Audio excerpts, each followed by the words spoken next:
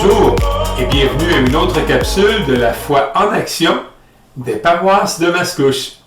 D'entrée de jeu aujourd'hui, permettez-moi une petite parenthèse. Je tiens à souligner l'anniversaire de Marina et en même temps l'anniversaire de la toute première capsule, il y a 1 an, des paroisses de Mascouche. Alors, c'est au mois de mars 2020 que cette belle équipe a mis sur pied les capsules de la foi en action et par la suite, ils m'ont gentiment invité à humblement collaborer avec eux. Donc, bravo à vous, toute l'équipe. Vous avez fait une belle différence positive, constructive et aidante dans la vie de plusieurs. Et pour vous, Madame Marina, bon anniversaire. Voilà, c'était ma petite parenthèse. Aujourd'hui, le thème que l'équipe des paroisses de Mascouche, a choisi de nous présenter, eh bien, c'est le dimanche des Rameaux et la Passion du Seigneur. Quel beau moment de vie! En plus, ils nous ont mentionné que c'était en même temps que le dimanche des Rameaux, c'était la journée internationale de la jeunesse. Ça aussi, quel beau moment! Alors, aujourd'hui, je trouve génial de voir à quel point le rameau est un symbole. Le rameau est un rappel. Bien sûr, il est intimement lié à l'entrée presque triomphale, on pourrait dire, de Jésus à Jérusalem. Je me suis toujours demandé si les rameaux que les gens agitaient pour souhaiter la bienvenue à Jésus-Christ, si ce n'était pas un peu nos crécelles d'aujourd'hui, ces fameux objets qu'on fait tourner, qui font du bruit pour mettre de l'ambiance dans un aréna, dans une fête, dans une parade. C'est comme si plus ça gesticule, plus c'est grand, plus c'est bruyant, plus c'est coloré, plus on a le goût de souligner l'importance de l'événement, plus on veut mettre en valeur cet événement-là, puis plus on veut dire aux gens qui font partie de la parade ou qui font partie de l'entrée, à quel point ils sont importants pour nous. Alors, on a tous connu dans notre vie ces moments où on a posé nos yeux sur les rameaux qui étaient en général accrochés tout près du crucifix dans les maisons. Mais pas juste une branche de rameaux, mais tout l'artisanat qui venait avec, toute la dextérité des gens qui les tressaient, qui en fabriquaient des objets, des reliques pratiquement. On connaît aussi les histoires des rameaux par rapport au fait que les gens les amenaient à l'église pour les faire bénir et même les trempaient dans l'eau bénite avant de sortir. Et lorsqu'ils arrivaient à la maison, ce qui était important pour eux, eh bien, ils secouaient le rameau au-dessus, soit de leurs enfants, de la porte d'entrée, du bétail, de quelqu'un qui était malade, un peu comme pour attirer les bonnes grâces et puis pour souhaiter que tout ça demeure intact, parfait, en santé, harmonieux. Donc, les rameaux ont été et le sont encore pour plusieurs, je suppose, aujourd'hui, mais je pourrais plus dire, ils ont été un symbole important de la foi, de la croyance, des bonnes grâces qu'on voulait attirer. Et j'ai toujours vu le rameau, moi, personnellement, comme un rappel qu'il y a quelque chose de plus grand que nous, qui, en quelque part, nous dépasse parfois. Je me rappelle de l'anecdote suivante où est-ce que c'est une allégorie. Je ne crois pas que ce soit une histoire vraie, mais je pense que c'est une allégorie où il y a un enseignement. Eh bien, l'histoire dit ceci.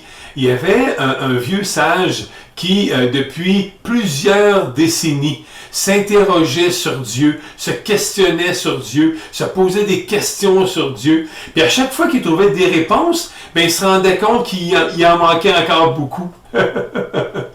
Ou ceux qui trouvaient un semblant de quelque chose qui pouvait faire du sens, il se rendait compte que, oups, il ne savait pas nécessairement grand-chose. Puis un jour, bien, ce monsieur âgé, très sage, qui s'est questionné, qui a cheminé toute sa vie, eh bien, il se déplace près de l'océan. Et il voit un petit garçon qui est à genoux dans le sable, qui a un grand verre d'eau, il a une louche, et il prend l'océan, de l'eau de l'océan, et il remplit ce verre d'eau. Bien sûr, après quelques louches, le verre d'eau est complètement plein, mais le jeune homme, il continue pareil à verser de l'eau dans le verre, qui bien sûr, le verre déborde. Et à un moment donné, le vieux monsieur passe et lui dit, « Pardon, jeune homme, qu'est-ce que tu fais? Ça m'intrigue. » Et le jeune homme le regarde avec son plus beau sourire et lui dit, « Ben, c'est simple, je mets l'océan dans mon verre. » Puis le vieux monsieur lui dit, « Tu veux mettre tout l'océan dans ton verre? » Puis il dit, « Bien oui. » Il dit, « Regardez, c'est ce que je fais exactement. » Puis le vieux monsieur le regarde et il dit, « Mais c'est impossible! C'est impossible! Regarde l'immensité de cette eau! Tu n'auras jamais assez de verre pour remplir tout l'océan dans un seul verre. » Et le jeune homme regardait le monsieur âgé, il souria et lui dit, « Alors, cher monsieur, pourquoi essayez-vous de comprendre Dieu? » Et il s'est levé et il s'est en allé tranquillement. Et le vieux monsieur est resté pensif en disant, « Ouf, c'est vrai que c'est pas mal plus grand que moi. Et c'est en effet pas mal plus grand que nous. » Et les rameaux, bien, ils nous rappellent tout ça. Ils nous rappellent le passage de Jésus dans nos vies, il y a plus de 2000 ans. Il nous rappelle que toute la semaine sainte qui va mener à la résurrection de Jésus. Il nous rappelle les croyances que les gens ont eues par rapport aux rameaux suite au passage de Jésus à Jérusalem.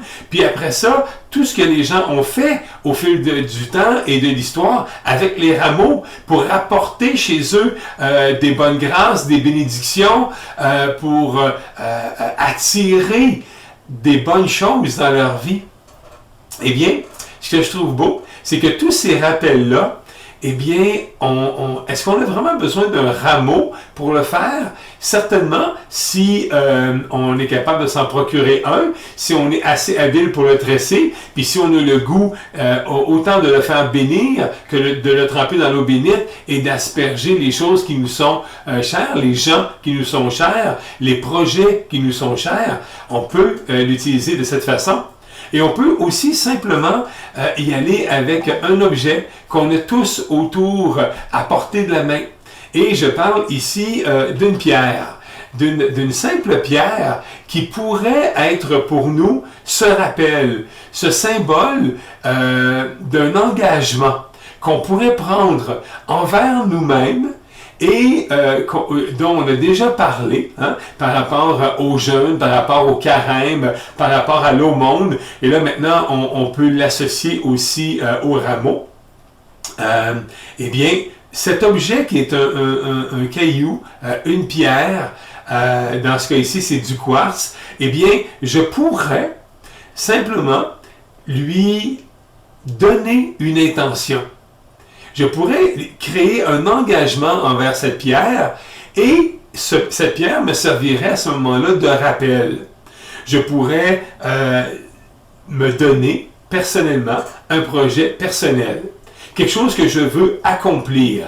Et à chaque fois que je pose mes yeux sur cette pierre, eh bien, ça me rappelle que je suis en processus d'accomplissement. Je suis en train de me préparer à accomplir.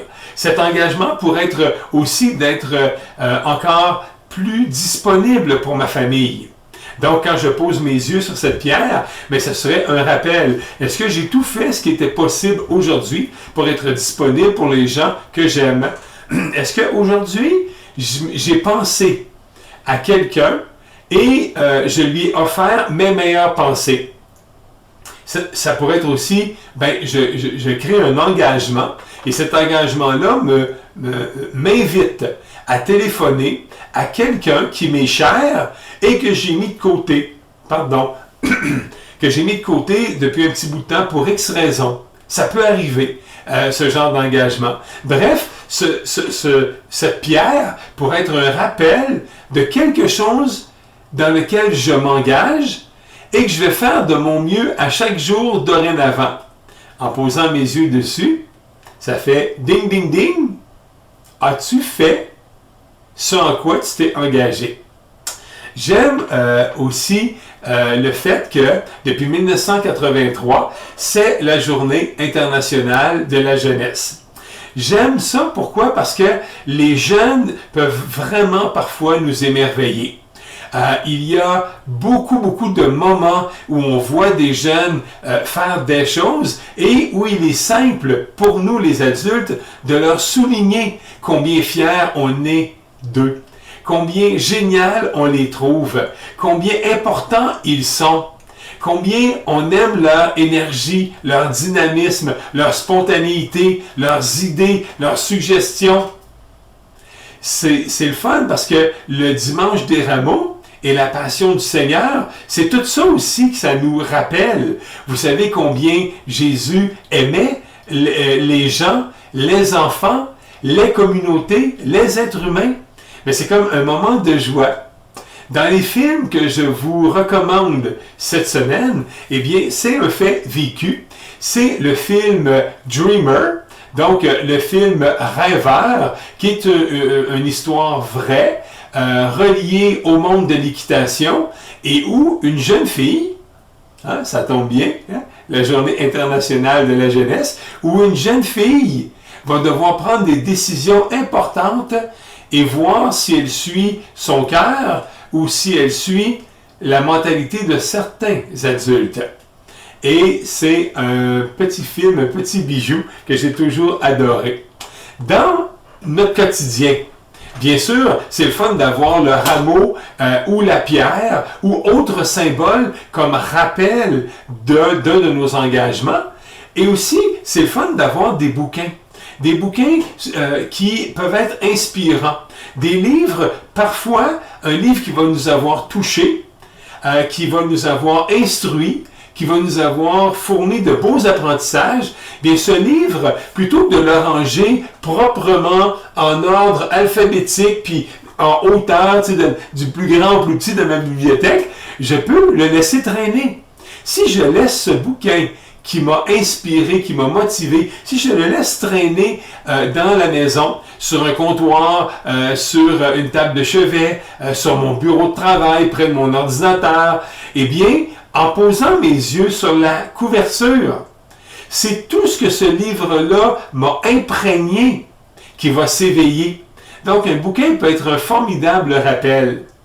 Pendant ce temps où on est isolés un peu plus les uns les autres, ces temps où on parle de confinement, ces temps où on parle de distanciation, eh bien, c'est le fun de s'inspirer aussi de faits vécus dans les livres et qui nous font réaliser qu'on est plusieurs milliers, millions et milliards d'êtres humains qui vivent tous à la même seconde quelque chose de différent. À chaque seconde qui passe, tic, tic, tic, tic, pendant que moi je vous parle, pendant que vous m'écoutez, eh bien il y a des milliards d'êtres humains qui font autre chose. Tout le monde fait quelque chose. Et parfois, il y a dans ces quelque chose des histoires à succès.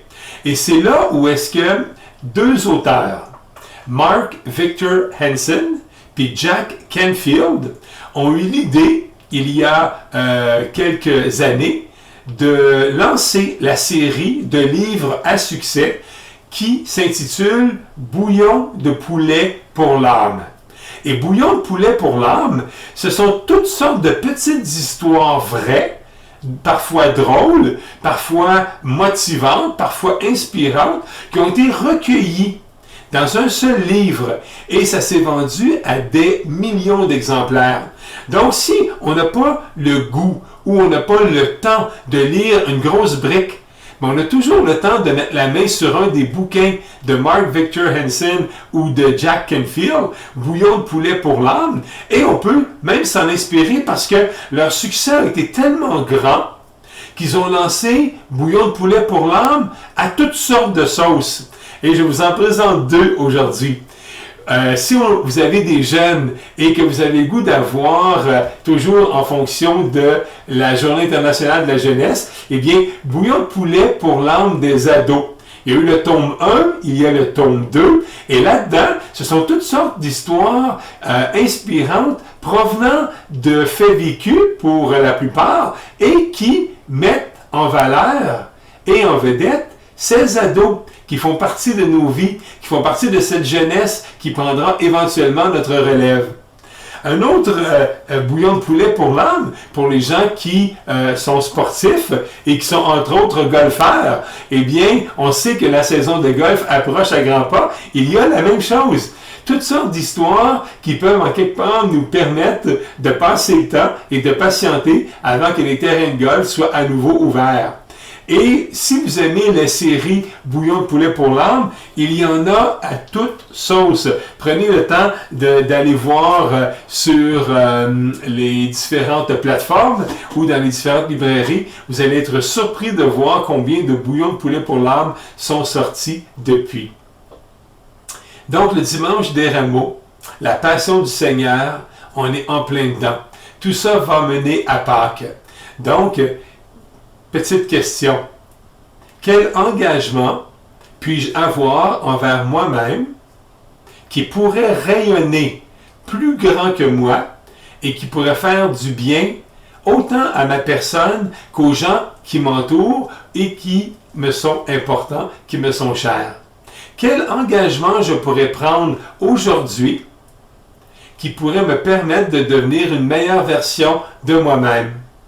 Et je pense qu'on serait pile sur les traces de Jésus à son entrée à Jérusalem, où lorsqu'il est entré dans cette ville et qu'il a été accompagné de tous ces rameaux et de ces gens qui lui ont souhaité la bienvenue, je suis convaincu que son cœur était pur, qu'il avait la meilleure intention pour chacun des êtres humains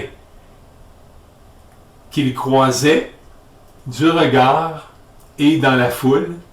Je suis certain que son cœur pur rayonnait beaucoup plus grand qu'on pourrait l'imaginer. Donc, nous, à toute petite échelle, quel changement pourrions-nous faire, quel engagement pourrions-nous avoir qui pourrait rayonner plus grand que nous? Voilà.